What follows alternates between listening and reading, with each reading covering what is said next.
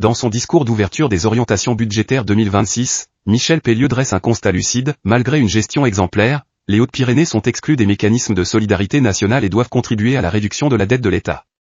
Face à des recettes de plus en plus contraintes et à la disparition progressive de l'autonomie fiscale, le département réaffirme pourtant sa mission, protéger les plus fragiles, soutenir les 470 communes, investir pour l'avenir et maintenir un service public de proximité.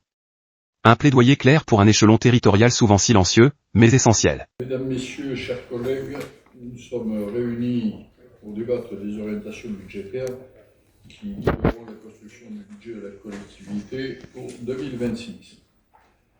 La loi de finances de l'État qui détermine en partie le cadre financier dans lequel doit se dérouler cette préparation vient d'être fraîchement adoptée, date de lundi dernier, sans doute en même temps que le vote du budget. Donc elle prévoit, enfin le vote relatif, elle prévoit une contribution des Hautes-Pyrénées à hauteur de 2 millions d'euros pour la réduction de la dette de l'État. Dans le même temps, elle nous exclut du dispositif de péréquation entre les départements. Les Hautes-Pyrénées ne sont pas assez riches pour contribuer aux différents fonds de solidarité, ce qui est normal pour un territoire rural comme le nôtre, mais trop bien géré pour pouvoir en bénéficier. Alors que les départements voisins pourront profiter d'une dotation du fonds de sauvegarde, entre autres 9 100 000 euros pour les Pyrénées-Atlantiques, 13 200 000 euros pour la Haute-Garonne, 7 millions d'euros pour le Gers, 15 millions 6 pour la Gironde, 6 millions 2 pour les Landes, 0 pour les Hautes-Pyrénées. C'est la sanction des bons élèves. Donc, je vous ai cité des départements de proximité. En tout, il y a 60 départements qui sont éligibles à ce fonds de sauvegarde qui, je rappelle, faisait 600 millions d'euros. Et donc, nous ne bénéficierons pas de ce fonds de sauvegarde. Donc cette année, il faudra construire un budget qui devra une fois de plus chercher à concilier entre la fragilité de nos moyens et l'ardeur de nos missions de solidarité sociale et territoriale. Il faudra concilier encore entre la précarité de nos recettes et l'obligation qui pèse sur nous d'assumer notre mission première, celle de protéger ceux qui ne peuvent l'être seuls et de les accompagner, qu'il s'agisse aussi bien des personnes ou des 470 communes de notre département. La Cour des comptes l'a elle-même rappelé dans son rapport de 2024, la perte d'autonomie fiscale constitue la principale fragilité du modèle départemental. Effectivement, nos marges fiscales se sont rétrécies jusqu'à finalement disparaître. En 2000, plus de la moitié de nos recettes provenaient d'impôts dont on fixait les taux. Souvenir ici de ces lieux où, quand on votait un point de fiscalité, on ramenait 1 million d'euros. Donc, quand on en votait 5, de suite, ça faisait 5 millions d'euros minimum. En 2025, cette part est tombée à moins de 8%, je ne suis même pas sûr qu'on y soit.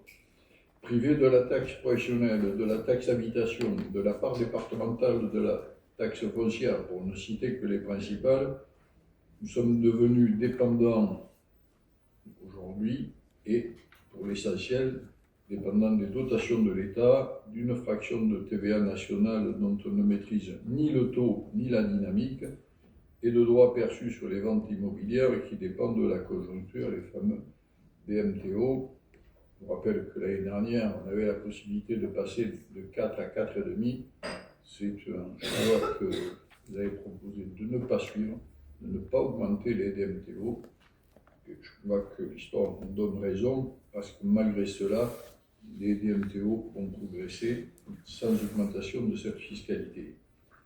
Nous sommes l'échelon le plus engagé dans la solidarité sociale et territoriale, mais nous ne disposons pas des leviers nécessaires à la hauteur de ces enjeux. Quoi qu'il en soit, nous devons construire un budget qui nous permette d'assumer nos responsabilités en matière d'aide sociale et plus particulièrement pour assurer, je le rappelle, la protection de l'enfance, l'allocation personnalisée d'autonomie des personnes âgées, la prestation de compensation du handicap et le revenu de solidarité active, donc le fameux RSA. Toutefois, un département qui se replierait sur la gestion du social s'enfermerait dans une logique de survie budgétaire et de gestion de la pauvreté et perdrait de sa capacité d'action. C'est pourquoi cette année encore, je vous propose de construire un budget qui prévoira également un niveau élevé d'investissement essentiel à la vitalité du territoire. Si les départements sont les protecteurs naturels des plus fragiles, ils le sont aussi du monde rural et des petites communes. Le baromètre Corom relève que 82% des maires des communes rurales considèrent leur département comme le partenaire le plus fiable, loin devant les régions et les services déconcentrés de l'État. 78% estiment qu'il permet la réalisation de projets qui n'auraient pas pu le voir le jour sans son appui. Nous sommes les interlocuteurs privilégiés des maires. Ils me le témoignent régulièrement, car au-delà même de l'aide financière que nous leur apportons, ils trouvent avec le département un partenariat fiable basé sur la confiance et l'entraide plutôt que sur la tutelle. Le budget 2026 devra nous permettre de maintenir ce rôle auprès des communes et de continuer à les soutenir dans leurs projets.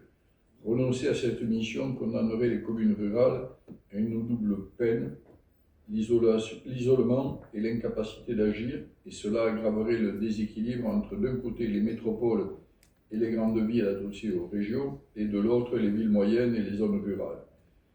Derrière les chiffres d'une préparation budgétaire, il y a des choix, des actions concrètes et des services visibles. Le département soutient les communes, entretient les routes, finance les collèges, protège l'enfance, accompagne le grand âge sur le déploiement du haut débit, soutient les festivals et clubs sportifs, diffuse des ouvrages littéraires et des supports multimédia dans tout le territoire, conserve également les archives des Hautes-Pyrénées. Nos budgets témoignent aussi bien de notre présence quotidienne auprès des habitants que de la profondeur de notre engagement dans la vie locale. Pourtant, le département agit souvent dans le silence.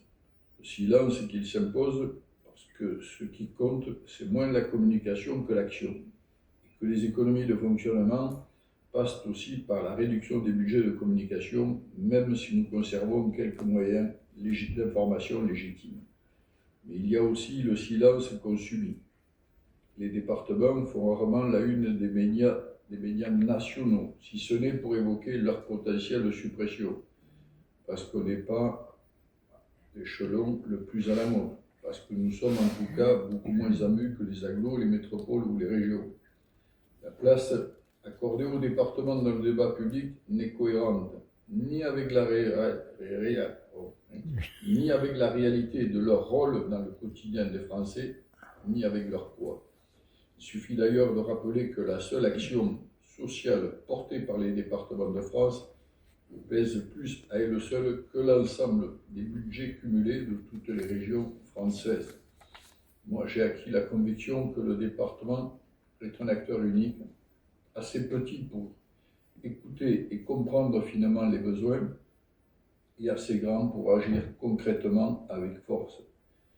Mieux que nul autre niveau, le département réunit les leviers d'une action publique efficace, la connaissance du terrain et la capacité d'investissement.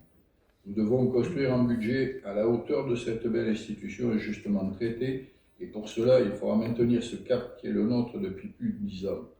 D'une part, maîtriser et optimiser autant que possible les dépenses de fonctionnement, et d'autre part, soutenir une politique d'investissement massif pour le développement du territoire.